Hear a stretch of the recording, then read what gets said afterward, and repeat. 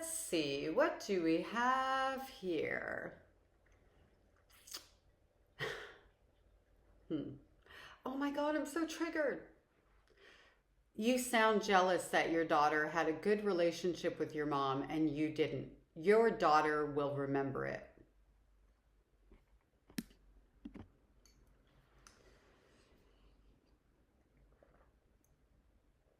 Well, you're not wrong. How about that? Bet you didn't see that coming. You're not wrong. You're also not right. All right, let's get into this. My daughter's relationship with my mother, or rather my mother's relationship with my daughter, because my mother had a relationship with my daughter from the time my daughter was 10 days old, when social services sent me back home, no questions asked, at the age of 17, because I had my little baby girl. My mother had a relationship with her, because children don't form relationships, from the time she was 10 days old until she was almost 6 years old. And there were blips in between there. There were periods of time in between there where I estranged from my mother, where I pulled back, where I tried to stay out of her way and her wrath, kind of thing.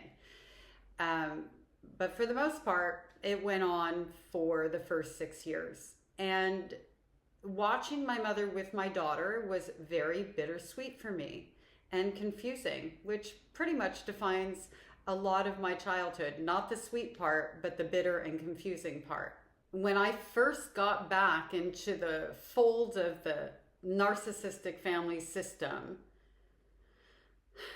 and I saw my mother playing with my daughter and laughing and cooing and making eye contact with her and connecting with her, I was so confused by that and so taken off guard that a question fell out of my mouth before I had a chance to edit myself. Because normally I didn't ask my mother questions about anything in any direction, because they would be met with some sort of punishment. You are not allowed to question my mother in any way. It doesn't matter if it's a benign question. There is no benign question with her. Like, even where are we going to dinner could be an explosion of all sorts of stuff. And I knew that. Even though I had been a runaway at the age of 13, lived on the streets, been gone for 3.5 years, I fell right back into line being the daughter that my mother groomed me to be. And in this sort of confused, shocked, absent-minded moment, and there were lots of people around, which is likely what gave me protection in that moment. I didn't realize it at the time. I asked her really innocently, "Did you play with me like that when I was a baby?" I did not know at that time that my mother actually left me in my crib for hours on end, unfed and unchanged. A babysitter related that information to me about a decade ago. I had no idea about that. I didn't know she neglected me in my infancy, in my babyhood. You know, I had no way of knowing that because babies don't remember, right? I do know that I've never seen a photograph of myself as a baby. I've seen them of my brother, my mother's son. I think that's pretty telling in terms of how my mother felt about me. I asked her that question and she said, "Of course." And I was like, "Oh." And that's where it stopped. As time went on and I saw my mother loving, narcissists are incapable of love, my little baby girl, it made sense to me because my little baby girl was perfect and lovable and everything wonderful in the world. Of course my mother was going to love her, and I was not. That's really how I felt until I was like 22 years old. I felt that way until I was 26. I intellectually understood that wasn't the case, but I still felt like there was something wrong with me, that my own mother could not love me. Watching her with my daughter gave me hope. I was like, I could maybe be good enough that she will love me too. I was also happy for my little girl that she could have my mother in a way that I never could. I wish I had it too. That being said, I loved that my daughter had this person who appeared this way. But there were cracks. There were cracks in that love, and I'll get into that in a moment. And by the way, it was those cracks that caused me to go no contact. I didn't go no contact for me. I didn't believe that I deserved to be treated any other way than the way that my mother was treating me. The jealousy part, of course I was jealous. I wanted my mom to love me. Oh my God, I'm such a horrible person that I was jealous of the love that my mother could show other people, not just my daughter, and never give to me. Literally never. Not once. Never. It was devastating and overwhelming and hard and joyful and confusing and all of the things at the same time, and made sense because my daughter, as I said earlier, was absolutely deserving of love. Fast forward, the final year of my relationship with my mother, when I now had my son as well, it became apparent that my mother was treating my daughter like the queen of the universe, the golden child, the golden grandchild. She would buy her things, lavish her with gifts. If there was a meal to be served, it would be built around my daughter. It would be served to her first. And then my son would get things he either couldn't play with, that weren't age appropriate, outfits that didn't fit him. And he would be watching my mother cater to his older sister while he got basically scraps, if anything at all. The way that she treated my stepfather at that time was behind my daughter. Like she would be rude to him in front of my daughter. She would be rude to me. She would be mean to everybody else in the room. She would be snarky, but to my daughter, never. Do you think that that's a good role model of what love looks like for a small child? Do you think love looks like that at all? 2 little kids, and she's treating one like he's a piece of garbage and the other one like nothing that comes out of her could possibly be, bad ever, like smell bad. I was going to say a certain thing, but I don't want to say it. I don't want to swear in this video. Do you think that that's okay?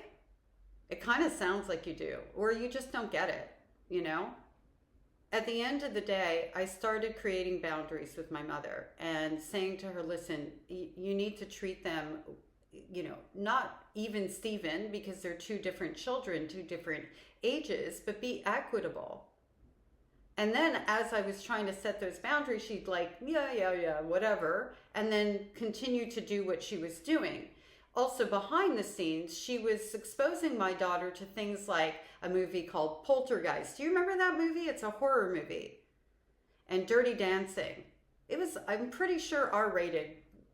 PG-13 at a minimum, and my daughter was 5.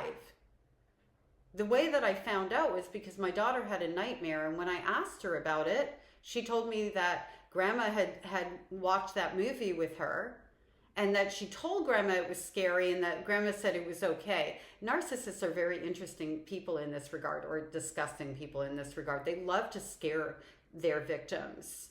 They love to create that fear, so there's a dependency. So as my daughter is being terrorized by this movie, my mother is like comforting her in this really sick, sadistic, twisted way. Because at the end of the day, she couldn't help but cause harm. As much as she wanted to elevate my daughter, she couldn't help but work overtime to harm her in these very underground kind of ways. And I say underground because for a 5-year-old, that's very underground. And she did it all wrapped in this thing of, don't tell mommy wouldn't understand us watching these special things together. So she was teaching my daughter to lie to me, to sneak, and that there was something wrong with me, that I wouldn't be so progressive kind of thing. And you're right when you say my daughter will remember. She does remember. She remembers that as a traumatic event. And it wasn't the only one. She also remembers feeling incredibly guilty and sad for her little brother and guilty and sad for me and for her step-grandfather. My mother taught my daughter how to feel guilty.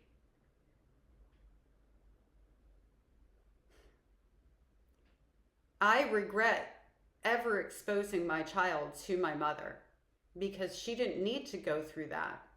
I didn't know that that was what was going to happen.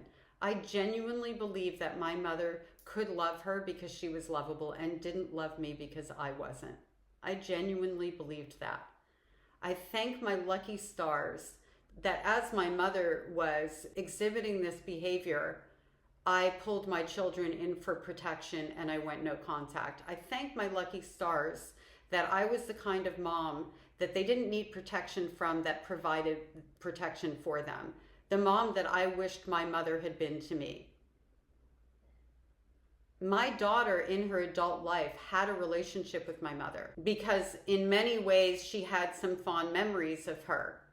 And she also wanted to have a relationship with my grandmother, not knowing, and that was really the driving force behind it. She shared this with me, not knowing the things that my grandparents had done, the CSA and everything that was involved there. She didn't know about that because that happened to me.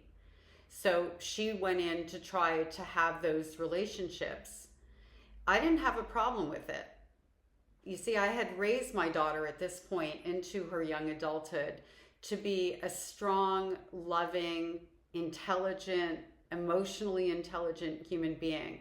And I knew that she would be safe and that she would make good decisions. She had a strong foundation, and it didn't include apologizing or making excuses for people's bad behavior. It didn't include tolerating toxic, disrespectful behaviors. And because of that, when push came to shove and my mother inevitably did the things that she did, like for example, she stole my daughter's baby bracelet and never gave it back to her. She did that in my daughter's adulthood when she reconnected with her. My daughter decided that she didn't need that kind of a relationship or person in her life, and she went no contact with her. She's now 41 years old. Here are two of my three children, my daughters.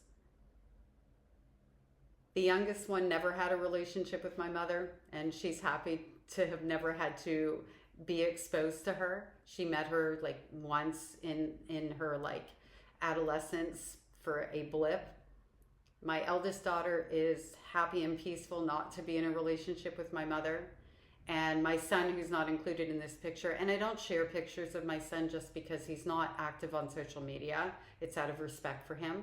All of my children have done very, very well because they've been raised with parents who love them and have modeled what healthy love looks like, instead of being exposed to people who care more about themselves than the well-being of a small child at a minimum. I don't think this is going to, sink in for you based on the fact that you could make such an incredibly ignorant comment, but maybe somebody else out there will benefit from what I've just shared. As parents, we owe it to our children to protect them from people who mean to do them harm. And it's important for us to make sure that all of the people in our children's lives are really healthy role models, and that the love they see is kind, compassionate, and without confusion, and definitely without pain or bitterness.